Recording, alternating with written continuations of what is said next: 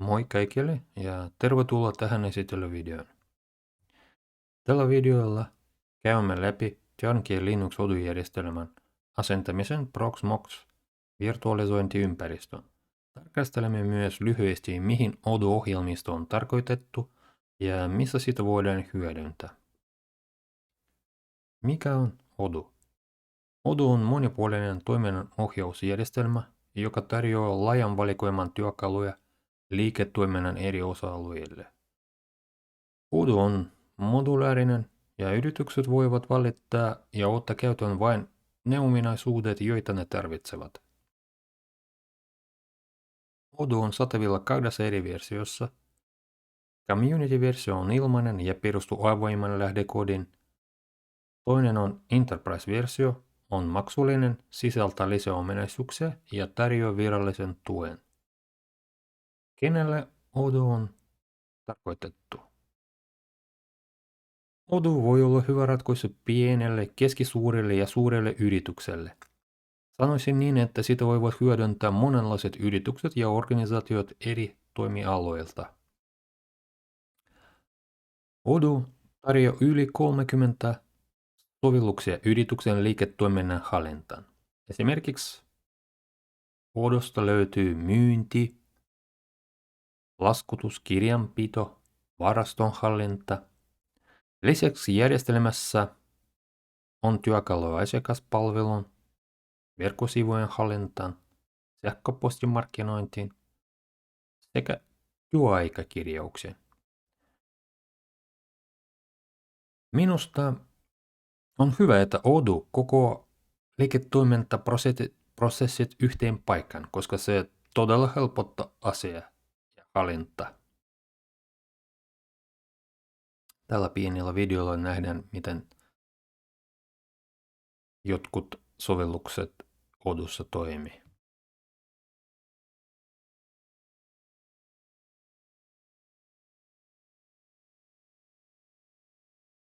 Tässä on raportoinnit ja viestintä ja kaikenlaista. Mutta nyt siirrytään asennusvaiheeseen.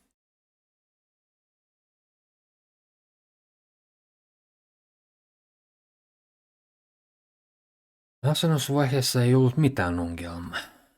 Ja asennus sujui nopeasti ja vei vain muutaman minuutin ilman mitään yllätyksiä.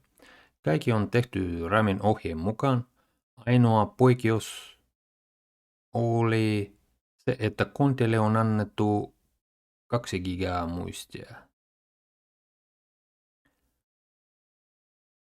Asennuksen loppuvaiheessa me nähdään tällaisen näytön, jossa me voidaan nähdä IP-osoite, jolla pääsee Odoon sisään kirjautumaan. Toinen osoite on Linuxin hallintapaneelin.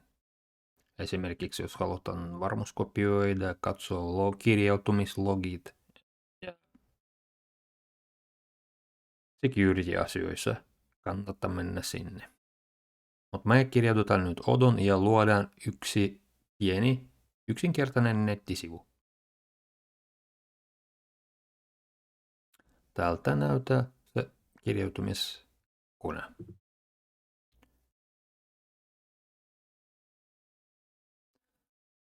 Päänäytössä näkyy luettelo, jossa on aika monta erilaisia sovelluksia. Niitä pystyy suodattamaan. Esimerkiksi me voidaan katsoa, onko mitään asennettu. Ei yhtä sovellusta. Tai ennen kuin asennetaan sovellus, me voidaan esimerkiksi vaihtaa kieli suomeksi. Asetuksessa se onnistuu tekemään täällä.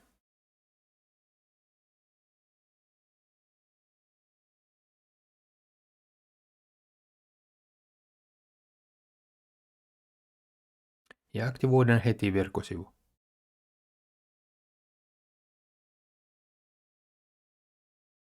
Nyt Odoo asentaa verkkosivusovellus.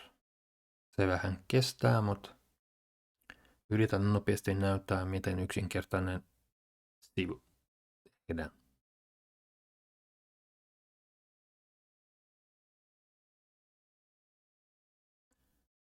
Tähän valikoon voi myös generoida sivu, mutta Minä haluan yksinkertainen ja ohjataan kaikki nämä vaiheet. Nyt sivu on luotu. Kokeillaan vähän editoida sitä.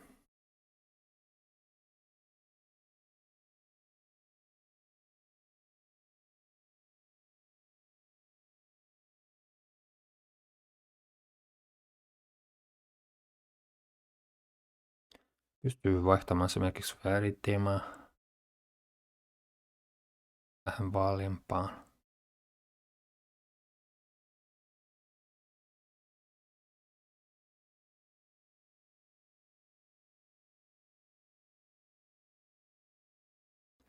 Valitsen tämän.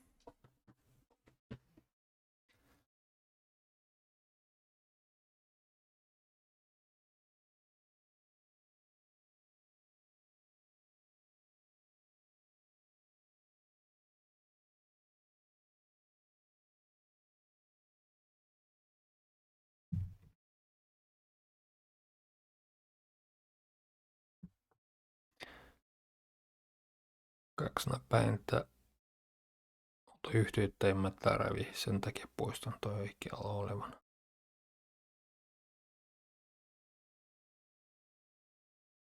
Halusin myös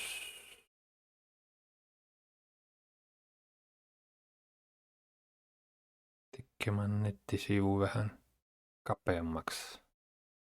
Se löytyy tässä sivun asettelu. Kortti. Nyt on vähän parempi.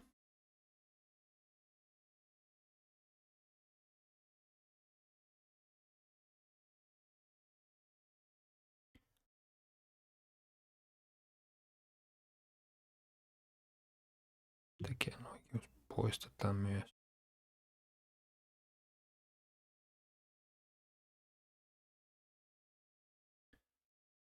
Lisätään lyhyempi teksti. Kirjoitetaan sinne copyright.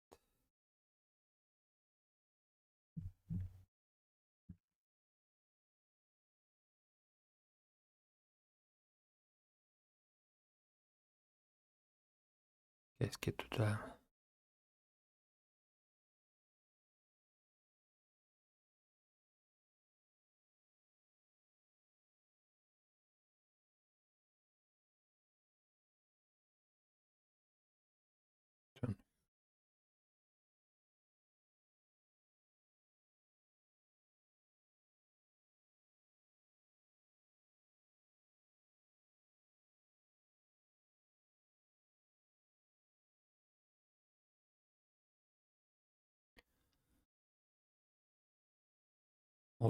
Lisätään otsikko, rahataan sen tänne keskelle.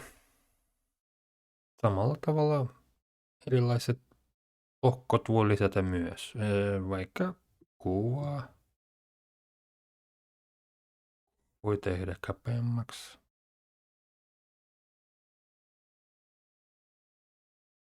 Teksti, kuvagaleria, kuvaseinä.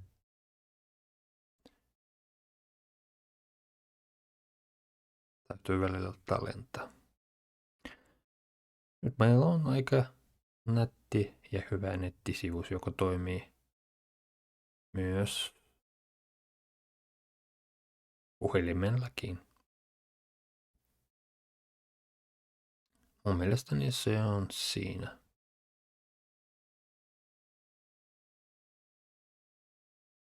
Kirjoitetaan nyt ulos ja